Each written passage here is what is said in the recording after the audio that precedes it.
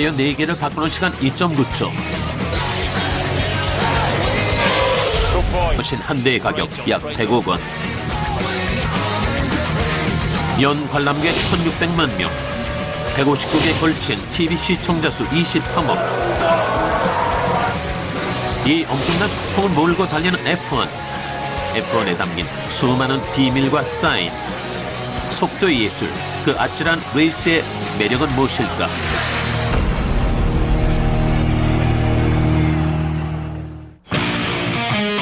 스포츠 종목 중 가장 비싼 스폰서 비용이 드는 F1 그랑프리. 이는 스포츠 마케팅의 진수라 불릴 정도로 전 세계 최고의 홍보 효과와 파급력을 자랑한다. 그 중에서도 100억 원을 훅 가는 F1 머신은 가히 질주하는 광고판이라고 할 정도다. 세계 유수의 기업들은 머신 위에 자사의 이미지를 새기기 위해 천문학적인 광고비를 쓰고 있다. 머신 한 대에 광고를 넣을 수 있는 자리는 모두 9개 정도. 운전석 광고는 5천만 달러, 약 600억 원에 이르고 엔진 커버는 480억 원, 뒷날개도 180억 원을 넘나든다. 9개 자리의 광고비를 모두 합하면 무려 1,800억 원이 넘는다. 이처럼 엄청난 돈을 투입해서라도 F1 머신에 광고를 넣길 희망하는 세계 기업들. 그렇다면 이들은 왜 F1에 이토록 공을 들이는 것일까? 이를 알기 위해선 먼저 F1의 탄생부터 살펴봐야 한다. 1950년부터 공식적으로 시작된 F1은 자동차 경주 대회 중 가장 역사가 길다. 그랑프리는 매년 3월 그 대장정을 시작하는데 매년 유럽과 호주, 아시아, 북남미 지역의 20개국에서 총 20번의 레이스가 2주 간격으로 3월부터 11월까지 개최된다. 상상을 초월하는 속도를 위해 목숨을 걸고 달리는 드라이버. 그들의 초고속 질주 뒤엔 우리가 미처 알지 못했던 몇 가지 비밀이 숨어 있다.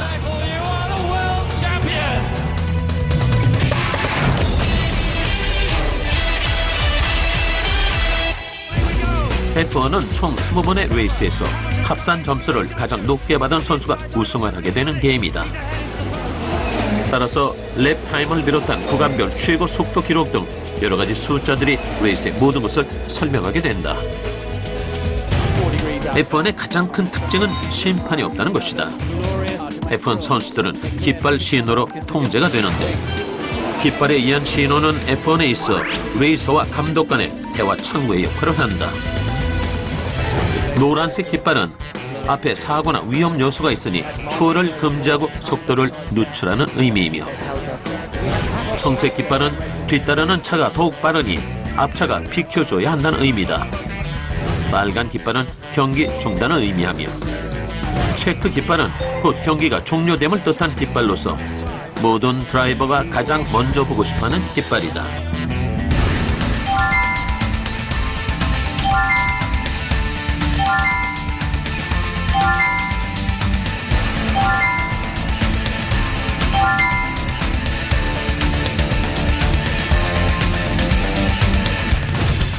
그리고 깃발과 함께 주목해야 할 것은 바로 출발선이다.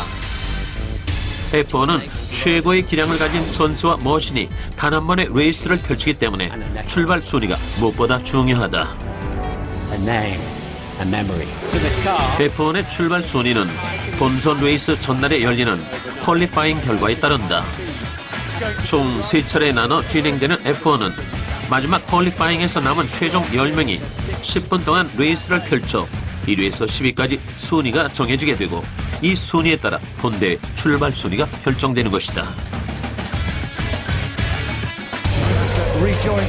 F1에 숨어있는 또 하나의 비밀은 F1의 대표적인 전략, 피트 스탑에 있다.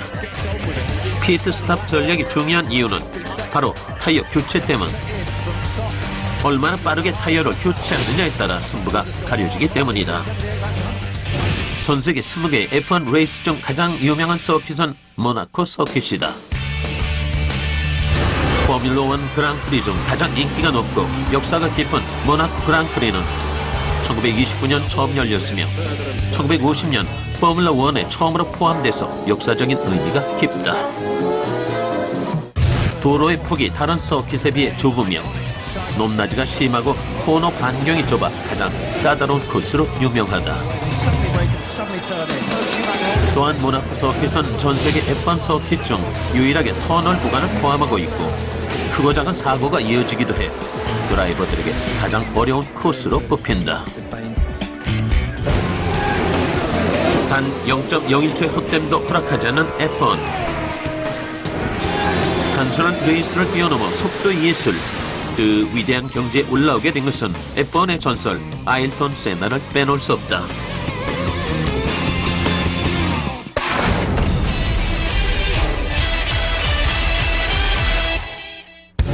세나는 무려 6번의 최다 우승 기록을 달성함으로써 역사적인 명성을 남긴 F1 최고의 승리자였다. 레이스를 통해 한계를 깨닫고 거기에서 한 발짝 더 나아가며 스스로를 재발견하던 서킷의 철학자 세나. 그의 레이스 인생은 4살 때부터 시작됐다. 1960년 5월 21일 브라질 상파울루에서 태어난 세나는 4살이 되는 해 누나 비비안느 세나에게 선물 받은 고카트로 스피드와 친해지게 된다. 세나는 13살이 되자 카트 대회에 참가했는데 코너에선 조금 뒤처졌지만 직선 구간에서는 세나가 눈에 띄게 빨랐다. 때문에 우승은 세나의 몫이었다. 1981년 영국 포뮬러 포드 1600에 진출한 세나는 곧바로 우승컵을 안았다. 그리고 1985년 마침내 드라이버들의 꿈의 장 F1에 진출하게 된 것이다. 그는 같은 해 모나코에서 보여준 빗속에서의 흔들림 없는 고속 주행으로 앞으로 펼쳐질 화려한 드라이버의 인생에 막을 올렸다. 출전하는 매해 경기마다 뛰어난 성적을 거두었던 세나. 내성적인 성격에 비해 굉장한 승부욕을 갖췄지만 세나는 고국 브라질의 가난한 아이들을 위해 막대한 기금을 기탁하는 등 대단한 애국자였다. 또 최고의 승자가 되기에 달렸지만 동료 드라이버를 돕기 위해 서슴없이 자신의 질주를 멈출 줄 아는 뜨거운 심장도 지니고 있었다.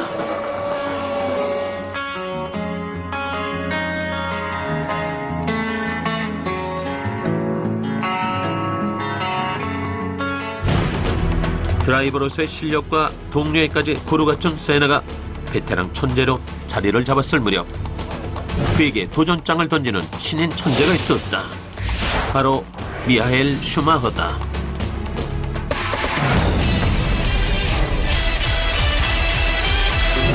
최근 독일 자동차 브랜드인 M사의 스포츠카 광고에서 롤러코스터를 타는 것처럼 터널을 통과하는 장면을 연출한 장본인이 바로 슈마허. 명문 페라리팀 이적 이후 5년 연속 대표 드라이버이자 페라리팀 사상 최다 승리를 거둔 드라이버다. 그의 존재 역시는 지금의 F1을 말할 수 없다. 어린 시절 슈마허는 독일의 마나임 케어핀으로 이사를 가 그곳에서 카트와 첫 인연을 맺게 된다.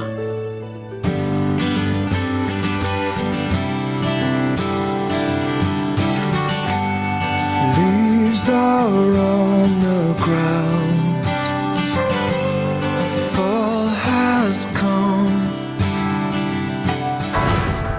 그의 아버지가 회상하는 대로 슈마허가 4살 때 받은 엔진 달린 카트 선물은 슈마허가 장차 세계 모터스포츠의 영웅으로 성장하는 계기가 되는데 슈마허의 부친은 손재주가 좋아 고카트 정비사로 일하고 있었다. 덕분에 슈마허와 그의 가족들은 카트의 세계를 손쉽게 접하게 됐고 그 매력에 흠뻑 빠져든다. 1980년 슈마허는 벨기에 니벨레스에서 열린 세계 카트 선수권 대회를 관전하면서 당시 최고의 레이서였던 세나의 모습에 깊은 감명을 받게 되는데 그때부터 슈마허는 레이서의 꿈을 꾸게 된다. 슈마허는 1984년 15살의 나이로 독일 주니어 카트 선수권에 출전해 당당히 우승을 차지함으로써 이름을 알리기 시작하는데 1987년에는 유로피언 챔피언십 우승을 차지한다. 그는 독일의 포뮬러 포드에 입문하면서부터 본격적인 카 레이싱의 길로 접어들게 되고 이후 1994년 세계 챔피언에 등극한 슈마허는 1995년에도 또 한 번 챔피언에 올라 세계 선수권 2연패를 이뤄 당시 나이 26살로 최연소 선수가 된다. 1992년 슈마허는 자신을 드라이버로 꿈꾸게 한 세나와 함께 경주를 하게 된다. 브라질 그랑프리와 태평양 그랑프리에 슈마허와 함께 출전한 세나는 예선에서는 슈마허를 따돌리고 폴 포지션을 차지했지만 본 경기에서 두 번 다 슈마허에게 밀리면서 리타이어되고 말았다. 바로 이때 불미스러운 사건이 발생하고 만다. 선두로 달리고 있던 세나의 머신이 뒤따르던 슈마허의 머신과 부딪히게 된 것이다. 세나는 경기에서 퇴장을 당하게 되고 슈마허에게 격렬하게 항의까지 했는데 이를 고의적이라고 생각한 사람들로부터 슈마허는 매 출전 때마다 비난의 목소리를 듣게 된다. 이 사건으로 두 사람은 서로 불편한 사이가 되고 만다. 그로부터 2년 뒤 그들의 갈등은 절정에 다다르게 된다. 무슨 일인지 세나의 머신이 탐브렐로 코너에서 경주를 이탈한 채 그대로 콘크리트 벽에 부딪혀버리고 말았다. 이 사고로 세나는 이몰라 서킷에서 그만 생을 마감하게 된다.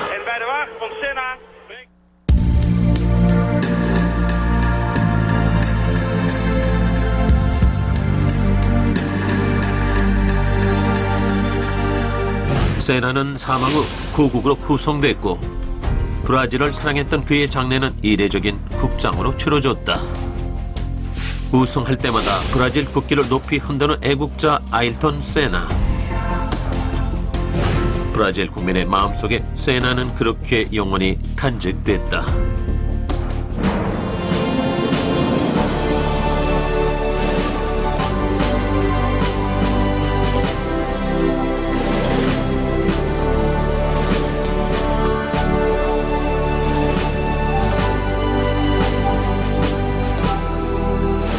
세나의 사망으로 당시 그의 라이벌이었던 슈마허는 큰 죄책감과 비난에 시달리게 된다.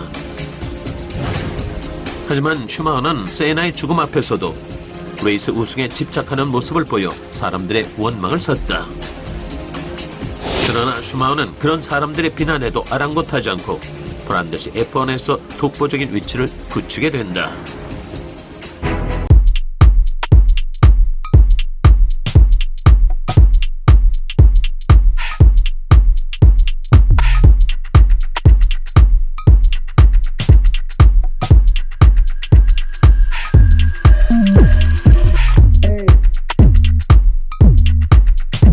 세나가 없는 F1에서 슈마허는 서킷을 일주하는 속도뿐만 아니라 기후, 코스의 상황, 자신과 상대 차량의 상태를 꿰뚫어 볼 수 있는 능력까지 겸비하며 다른 어떤 드라이버도 흉내낼 수 없는 실력을 발휘했다.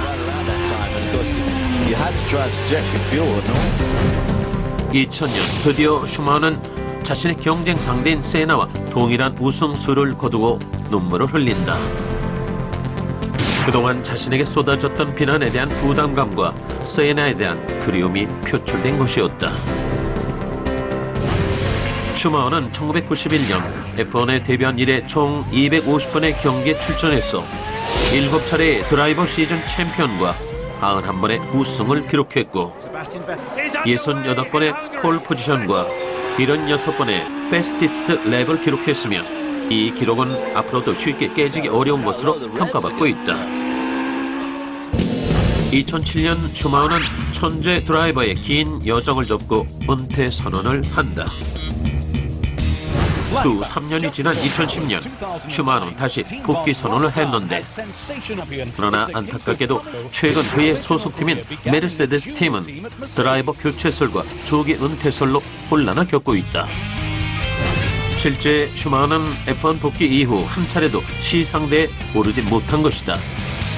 대신 F1에 새로운 황제가 떠오르고 있다.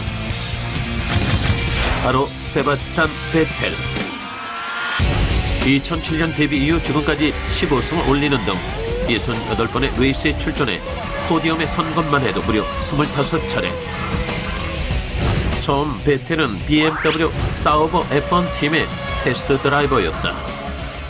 하지만 미국 그랑프리 때 그의 운명은 바뀌고 만다. 팀의 드라이버가 충돌 사고로 경기에 나갈 수 없게 되자 대신 출전하게 된 것이다. 자신의 로망이었던 F1 드라이버의 꿈이 비로소 이루어지는 순간이었다. 당시 19살이었던 베테랑 데뷔전에서 8위의 자리에 올라 F1 포인트를 얻은 최연소 드라이버로 기록된다. 그 후 2008년 이탈리아 그랑프리에서 우승함으로써 F1 역사에 새로운 이정표를 세웠다. 역대 최연소 우승이었던 것이다. 베텔은 지난 시즌에서도 20개 대회에서 5승을 올리며 시즌 챔피언에 당당히 등극한다. 2011년 F1 6개 그랑프리에서 무려 5개 우승 트로피를 가져간 세바스찬 베텔. 특히 모나코 그랑프리 결선에서 총 주행거리 3.340km, 서킷 78바퀴의 결승선을 맨 먼저 통과하며 베텔은 전날 예선 1위로 폴 포지션을 차지했다. 베텔은 결선 막판 페라리 팀의 페르난도 알론소와 맥라렌 팀의 젠슨 버튼에게 선두 자리를 위협받기도 했다. 하지만 단 한 번의 핏 스톱을 사용하는 전략으로 선두를 지켜냈는데 2011년 모나코 그랑프리 우승으로 드라이버 순위에서 25점을 보탠 베텔은 총 143점으로 85점인 해밀턴과의 격차를 더욱 벌렸다. 21살의 최연소 F1 챔피언 베텔이 2011년 F1에서 남은 13개 대회에서 몇 승을 더 올릴지가 초미의 관심사.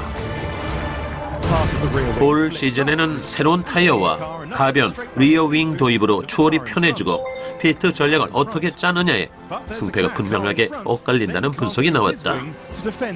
또한 경주용 머신의 독점 타이어 공급 업체가 등장하고 에너지 저장 장치가 부활되며 최저 무게 한도가 늘어나는 등 규정이 크게 달라져 각 팀의 초반 적응력이 대회 편수로 떠오르고 있다.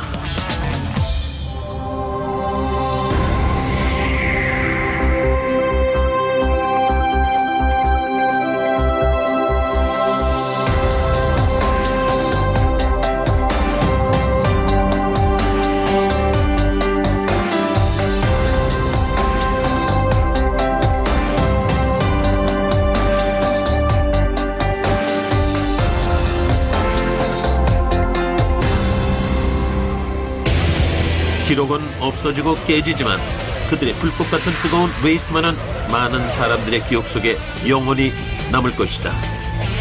그들에게 삶이자 인생의 전부인 것, 그 힘찬 질주는 지금도 계속되고 있다.